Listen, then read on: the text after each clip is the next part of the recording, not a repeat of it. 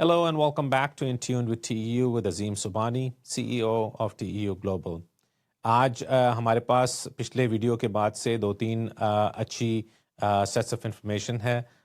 ایک تو آپ کو ٹیرف کی اپڈیٹ دینی ہے کہ سیکشن 122 کے انڈر گلوبل جو ٹیرف ہے وہ 10% پہ جو سیٹ ہوا تھا وہ اب امپلیمنٹڈ ہے. اس میں کوئی چینجز نہیں ہو رہی, صرف ایکسیپشنز کچھ کموڈٹیز کی ہیں انڈر سیکشن 301. چائنا پہ کچھ ایڈیشنل ٹیرفس ہیں. اگر آپ کو اس میں کچھ کمپیئر کرنا ہے اپنی ایکسپورٹس یو ایس کے حساب سے, ہمیں ای میل کیجیے imports@teuinc.com اور ہم بتا سکتے ہیں کہ آپ کی کموڈٹی اگر چائنا سے ایکسپورٹ ہو رہی تھی تو اس پہ کیا ڈیوٹیز ہو سکتی ہیں.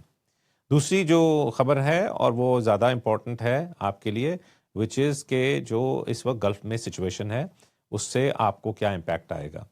Early during this conflict steamship lines نے یہ کہا تھا کہ وہ سسپینڈ کر رہی ہیں اپنی سروسز, اور اسٹیم شپ لائنز نے اپنے ویسلس کو سیف ہاربرز میں موو کر دیا تھا, اور جب تک یہ سچویشن امپروو نہیں ہوتی.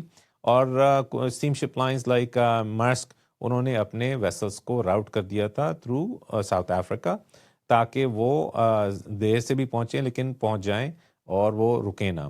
دوسری اسٹیم شپ لائنز نے جو ادھر سے ٹرانزٹ کر رہی تھی انہوں نے ہالٹ کیا ہوا ہے اور نئی بکنگز نہیں لے رہے.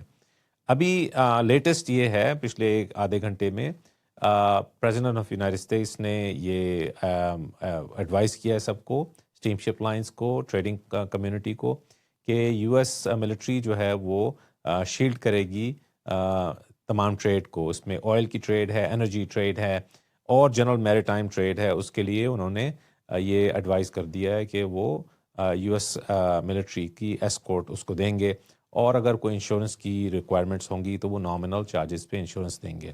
It is definitely very good, اور اس کا مطلب یہ ہے کہ نارمل سروسز ریزیوم ہو سکتی ہیں.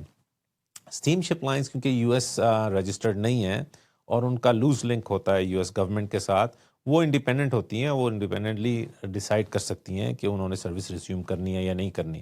ان کے اپنے رسک فیکٹرز ہیں, ان کے اپنے ایڈوائزرز ہیں, ان کو خود ڈیسائیڈ کرنا ہوگا ود ان نیکسٹ 24 آورز کہ وہ ریزیوم کر رہے ہیں یا نہیں کر رہے. ہماری پروفیشنل اوپینین یہ ہے کہ یہ سروس ریزیوم ہو جائے گی اور ڈیلیز منیمم ہوں گے, اور موسٹ لائکلی جو چارجز ایڈوائز کیے جا رہے تھے $2,000 سے $4,000 تک, وہ بھی سبسٹینشلی ریڈیوس ہو جائیں گے یا ایلیمنیٹ ہو جائیں گے. we're hoping that that's what happens.